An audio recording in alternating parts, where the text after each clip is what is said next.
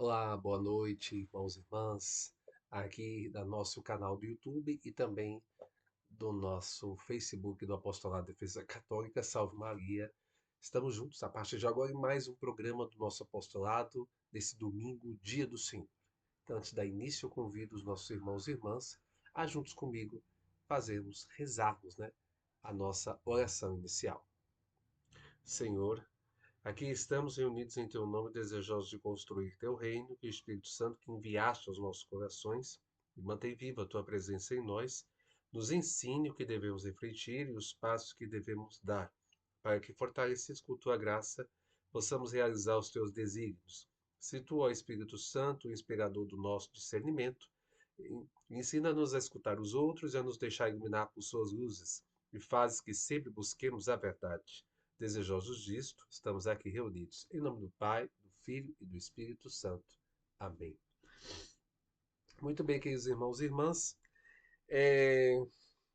O nosso programa do apostolado, hoje temos uma vida de santo, vida de um santo assim, especial, né?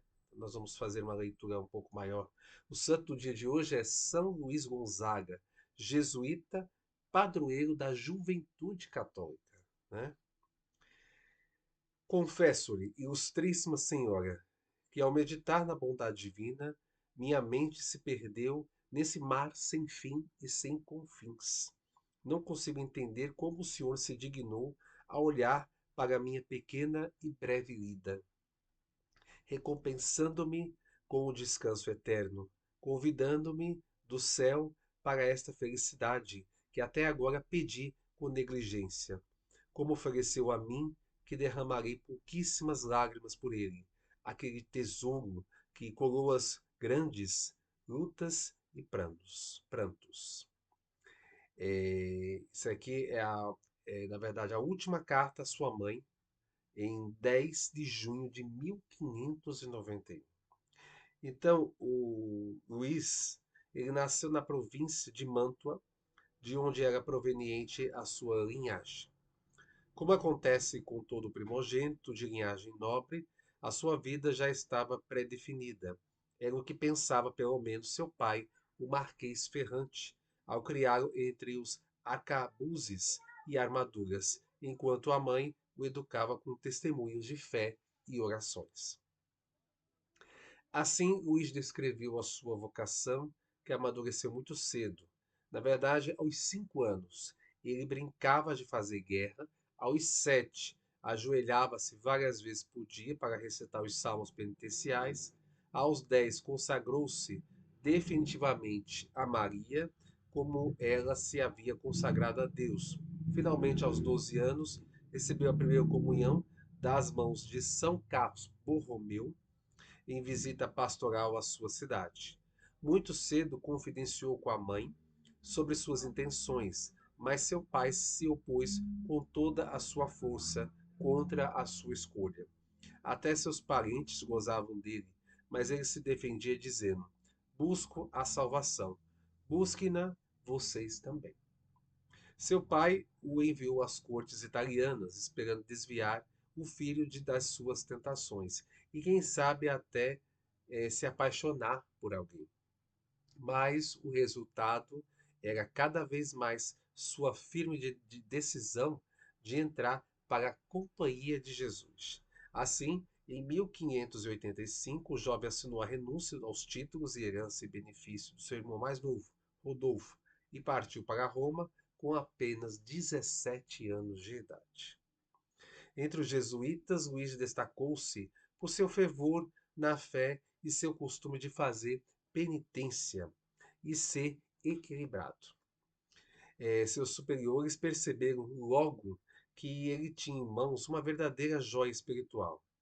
Após a sua morte, o superior geral, sucessor de Santo Inácio de Loyola, afirmou que pensava que Luís teria se salvado da sua doença, ciente de que o Senhor o queria como um futuro guia da Companhia de Jesus. Na realidade, passou somente poucos anos na comunidade dos jesuítas, onde estudou teologia, mas não teve tempo de fazer seus votos.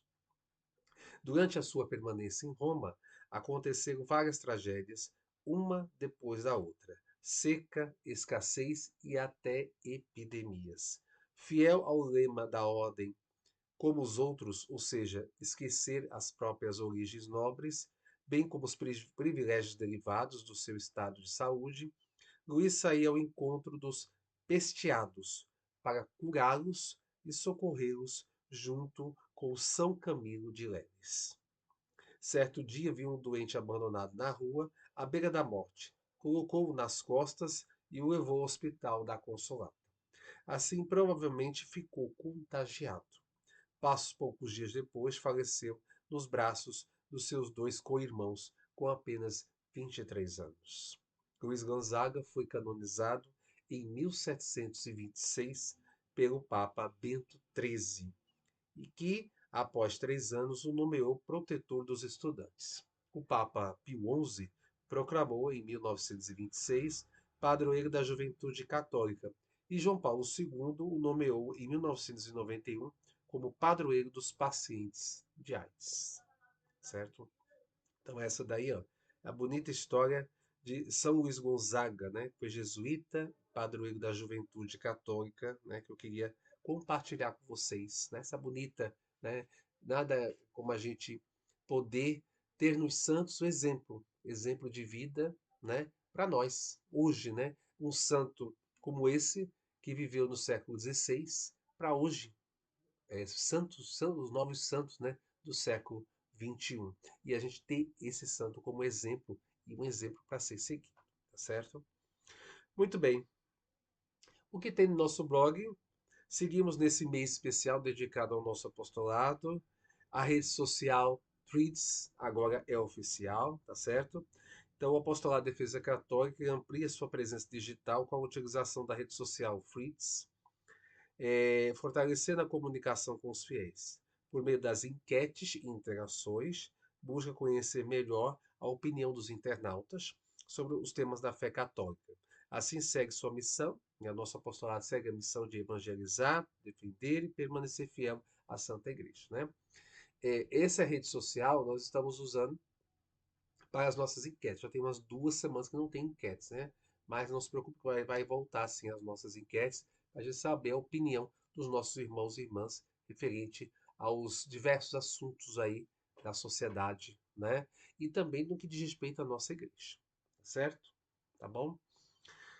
Então, esse é um mês dedicado ao nosso blog. Falta poucos dias, né? Falta poucos dias aí, mais precisamente, faltam 9 dias, né? 9 dias para que a gente, o apostolado, ou melhor, 8 dias para que o nosso apostolado esteja completando 20 anos de existência. Veja que benção, né? Pois bem. E na nossa parte de formação católica, nós vamos hoje concluir a parte sobre Deus. Nós vamos continuar e concluir, tá certo? E hoje nós vamos falar sobre duas coisas, né? Ou melhor, uma coisa só, um assunto em duas perguntas, né? O que é a encarnação do Verbo de Deus, né?